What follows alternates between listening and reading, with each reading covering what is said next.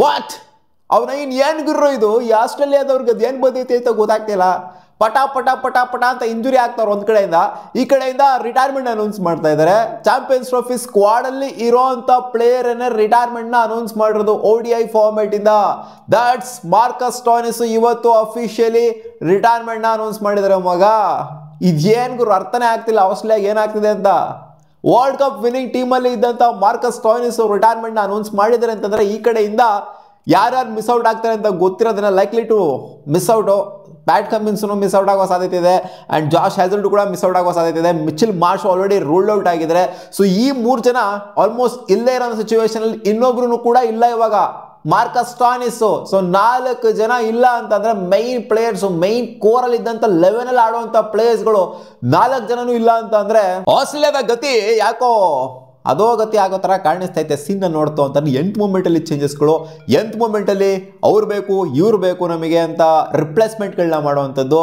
So ಇಲ್ಲಿವರೆಗೂ ಕೂಡ Australian team ಇಲ್ಲ ಆಗಿರೋ ಬೆಂಕಿ ಬಾಂಬು ಸೈಕೋ ಅನ್ನೋ ಥರ ಇತ್ತು. ಅದೇ ಈ ಇಂಜುರೀಸ್ಗಳು ಜೊತೆಗೆ ಈ ಒಂದು ರಿಟೈರ್ಮೆಂಟು, ಸೊ ಇವೆಲ್ಲ ನೋಡ್ತು ಅಂದರೆ ಸಿಕ್ಕಾಪಟ್ಟೆ ಒಂಥರ ಗೊಂದಲದಲ್ಲಿ ಕಾಣಿಸ್ತಾ ಇದೆ ಕ್ರಿಕೆಟ್ ಆಸ್ಟ್ರೇಲಿಯಾ. ಅಂದರೆ ಅವ್ರು ಏನು ಆಡೋದೇ ಇಲ್ಲ, ಬೇರೆ ರಿಪ್ಲೇಸ್ಮೆಂಟ್ ಆಗಿ ಬಂದಂಥವ್ರು ಏನು ಇಂಪ್ಯಾಕ್ಟೇ ಮಾಡೋಕ್ಕಾಗಲ್ಲ ಅಂತ ಹೇಳ್ತಿಲ್ಲ ನಾನು. ಅವ್ರು ಗೆಲ್ಲಕ್ಕಾಗೋದೇ ಇಲ್ಲ, ಅವ್ರು ಏನು ಡಬಾ ಥರ ಆಡ್ತಾರೆ, ಕೊಲ್ಟೆ ಥರ ಆಡ್ತಾರೆ ಅಂತ ಹೇಳ್ತಿಲ್ಲ ನಾನು. ಬಟ್ ದ ಟೀಮ್ 2023 ಹೊಡೆದಂಥ ಟೀಮ್ ಏನಿದೆ ಆ ಕೋರ್ ಟೀಮೇ ಎಲ್ಲಂಗೆ ಆಗೋಗ್ಬಿಡುತ್ತೆ ಗುರು. ಈ 4 ಜನ ಇಲ್ಲ ಅಂತಂದರೆ ಎಲ್ಲ ಒಂಥರ ಹೊಸ ಸ್ಕ್ವಾಡ್ನ ನೋಡ್ದಂಗೆ ಆಗುತ್ತೆ.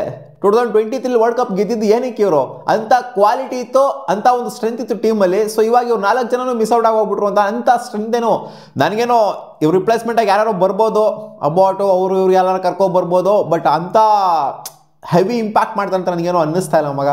ಹಾನೆಸ್ಟಾಗಿ ಹೇಳಬೇಕು ಅಂತಂದ್ರೆ ಇನ್ನು ರಿಪ್ಲೇಸ್ಮೆಂಟ್ಗಳು ಅನೌನ್ಸ್ ಮಾಡಿಲ್ಲ, ಇನ್ನು ಅಫಿಷಿಯಲಾಗೆ ಅನೌನ್ಸ್ ಮಾಡ್ತಾರೆ. ಇನ್ನೇನೋ ಫೈನಲ್ ಸ್ಕ್ವಾಡ್ ಅನೌನ್ಸ್ ಮಾಡಬೇಕಾದ್ರೆ ನಿಮಗೇನು ಅನಿಸ್ತಿದೆ ಮಗ? ಪ್ರಿಲಿಮಿನರಿ ಸ್ಕ್ವಾಡ್ ಏನು ಬಿಟ್ಟಿದ್ರು ಇವರು, ಪ್ರೊಫೆಷನಲ್ ಸ್ಕ್ವಾಡ್ ಅಂತ ಏನು ಬಿಟ್ಟಿದ್ರು ಇವರು.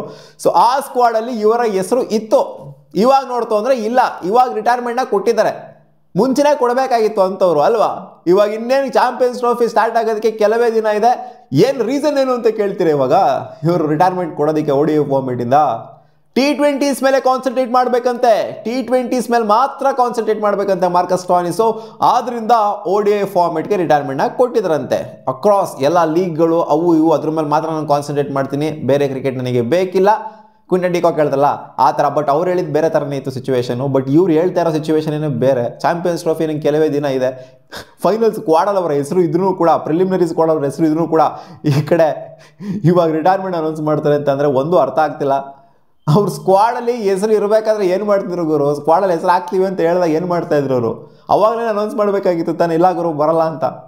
ಪ್ರಿಲಿಮಿನರಿ ಸ್ಕ್ವಾಡಲ್ಲಿ ಬಿಟ್ಬಿಟ್ಟು ಹೆಸರನ್ನ ಈ ಕಡೆ ಫೈನಲ್ ಸ್ಕ್ವಾಡಲ್ಲಿ ಅವ್ರ ಹೆಸರಿಲ್ಲ ಅಂತಂದರೆ ಅದು ಬೇಕು ಅಂತ ಈಚೆ ಕಡೆ ಹೋಗ್ತಿದ್ದಾರೆ ಅಂತ, ಯಾವುದು ಇಂಜುರಿ ಇಲ್ದಂಗೆ ಈಚೆ ಹೋಗ್ತಾ ಇದ್ದಾರೆ ಅಂತಂದರೆ ಸೊ ಸೀರಿಯಸ್ಲಿ ಬೇಜಾರಾಗುತ್ತೆ ನನ್ನ ಪ್ರಕಾರ. ಚಾಂಪಿಯನ್ಸ್ ಟ್ರೋಫಿ ಮುಗಿಸ್ಕೊಳ್ಬೇಕಾದ್ರೆ ರಿಟೈರ್ಮೆಂಟ್ನ ಕೊಟ್ಟಿತ್ತು ಅಂತಂದರೆ ಚೆನ್ನಾಗಿರೋದೇನೋ ಗೊತ್ತಿಲ್ಲ. ಈ ಒಂದು ಟೈಮಲ್ಲಿ ಏನಕ್ಕೆ ಈ ಥರ ಒಂದು ಡಬಾ ಡಿಸಿಷನ್ ಮಾಡಿದ್ರು ಮಾರ್ಕಸ್ ಸ್ಟಾಯ್ನಿಸ್ ಅಂತ ಬಿಡಿ. ಆ ಒಂದು ಡಿಸಿಷನ್ ಏನಿತ್ತೋ ಅದನ್ನು ಕೋಚ್ ಆಗಲಿ ಆಸ್ಟ್ರೇಲಿಯನ್ ಕ್ರಿಕೆಟ್ ಬೋರ್ಡ್ ಆಗಲಿ ಎಲ್ಲನೂ ಕೂಡ ಸಪೋರ್ಟ್ ಮಾಡಿದಾರಂತೆ.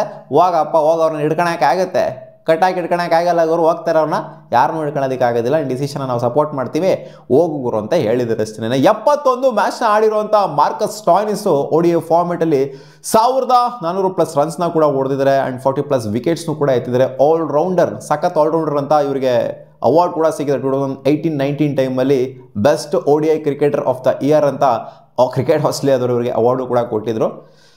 ಅದೇ ಹೇಳಿದ್ನಲ್ಲ, ಓಡೋವ್ರನ್ನ ಕಟ್ಟಾಗಿ ಹಿಡ್ಕೊಳೋದಕ್ಕೆ ಆಗೋದಿಲ್ಲ. ಸೊ ಅವ್ರಿಗೇನೋ ಅನಿಸಿದೆ ಅಂತ ಕಾಣಿಸಿದೆ, ಬೇಡ ಆಗೋರು ಸಾಕು ಅಂತ, ಅದಕ್ಕೋಸ್ಕರ ಅವ್ರು ಡಿಸಿಷನ್ನ ಹೇಳಿದ್ದಾರೆ. ಸೊ ನಿಮಗೇನು ಅನಿಸಿದೆ? ಕ್ರಿಕೆಟ್ ಆಸ್ಟ್ರೇಲಿಯಾ 4 ಜನ ಪ್ಲೇಯರ್ಸ್ಗಳು ಇವಾಗ ಆಲ್ಮೋಸ್ಟ್ ಇಬ್ಬರು ಡೌಟ್ಫುಲ್ಲು, ಆಲ್ಮೋಸ್ಟ್ 99% ಡೌಟ್ಫುಲ್ ಇಬ್ಬರು ರೂಲ್ಡ್ ಔಟು. ಸೊ ಈ ಥರ ಅನ್ಸರ್ಟನ್ ಆಗಿರುವಂಥ ಆಸ್ಟ್ರೇಲಿಯನ್ ಸ್ಕ್ವಾಡು ಯಾವ ಥರ ಕಾಣಿಸ್ತಿದೆ ನಿಮಗೆ? ಕಾಮೆಂಟ್ ಸೆಕ್ಷನ್ ಕಾಮೆಂಟ್ ಮಾಡಿ ತಿಳಿಸಿ ಮಗ. ಬಾ.